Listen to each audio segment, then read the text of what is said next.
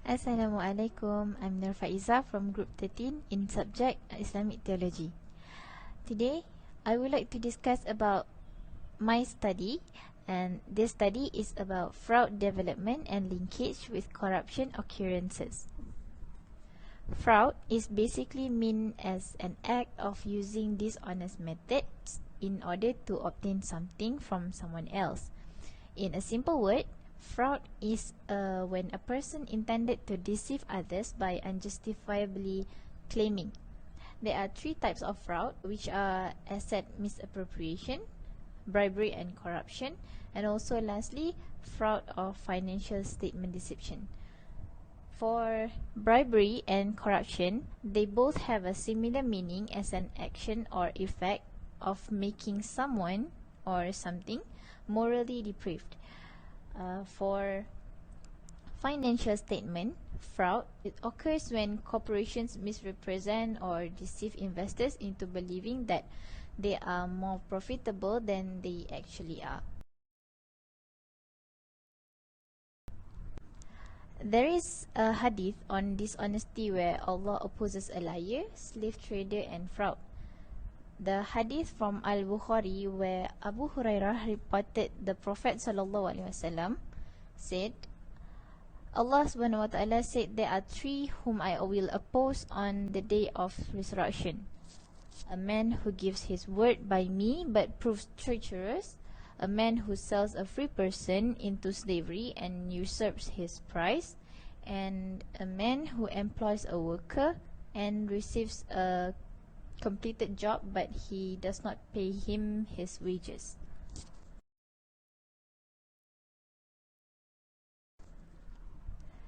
For this study, the objective is to know the application of Islamic principle in managing fraud issues, and the second objective of this study is to identify solutions for fraud issues in current situation. Next, I will continue for the findings. The first topic for findings is claiming the real total up when dealing with private company. In this case study, Petronas, which is a government-linked company GLC, the officer was making false claims totaling up to an amount of 789,369 ringgit. Based on this behavior, they must have to claim the real total up amount because this can lead to a fraud.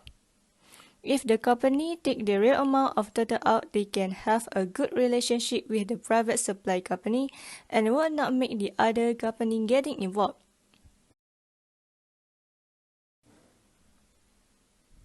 Next, taking advantage of using company's money for personal use.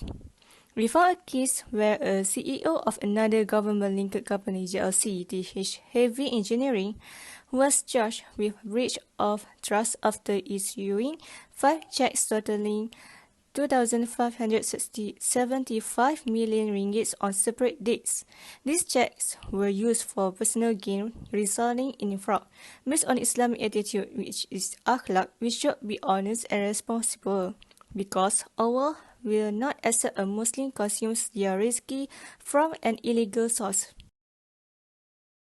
Lastly, keeping company's document properly to avoid false statement.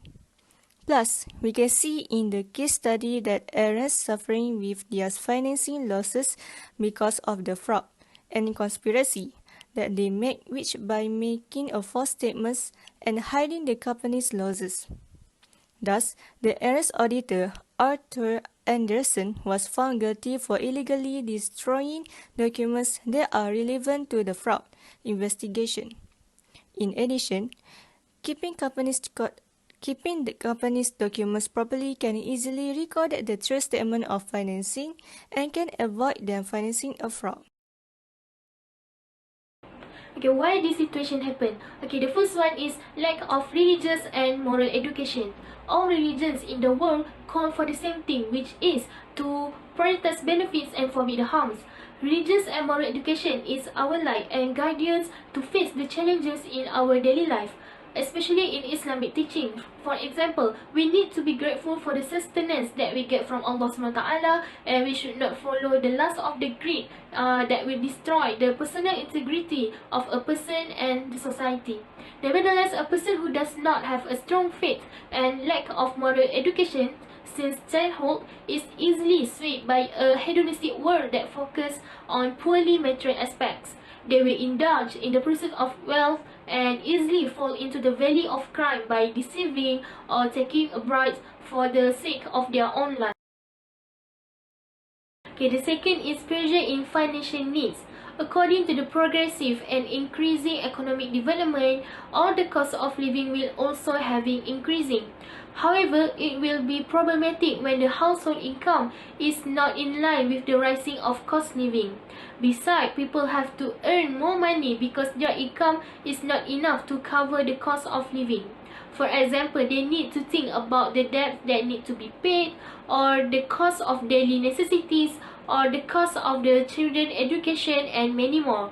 Therefore, it will lead to fraud in financial activities because a person is willing to do anything for a money to face his financial crisis to survive in their life.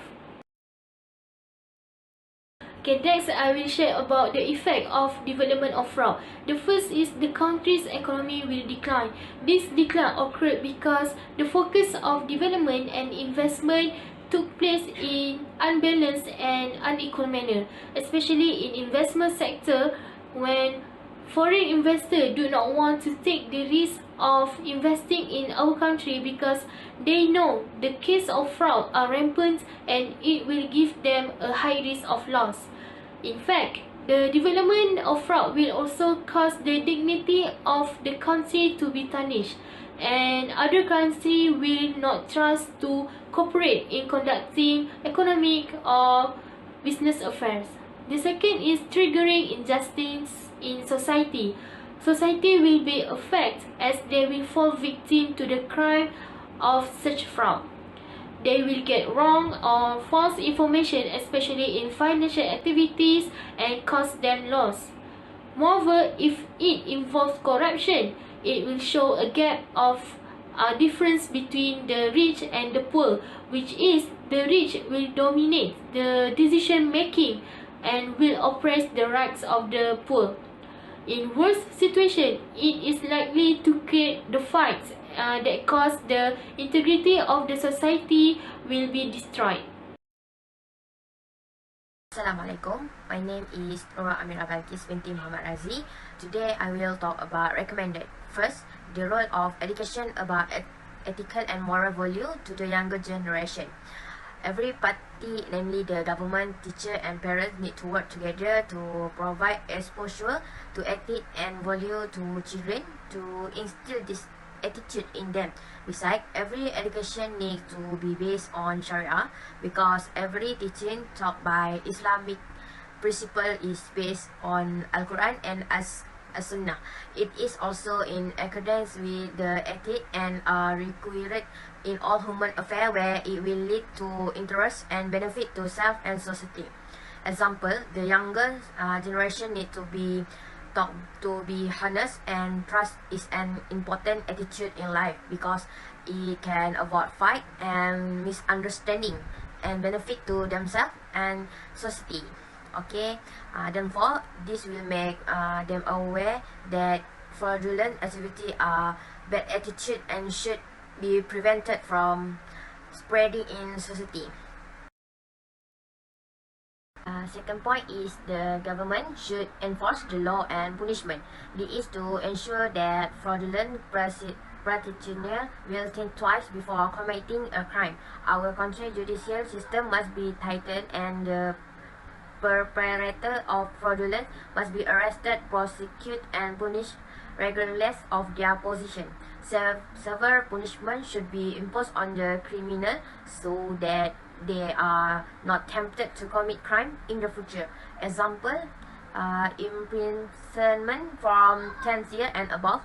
The government should impose a fine of 10 times the amount of money received or given fraudulent or corrupt activities. This cause people to think first before acting so as not to be subject to later punishment and be aware of the danger of this crime.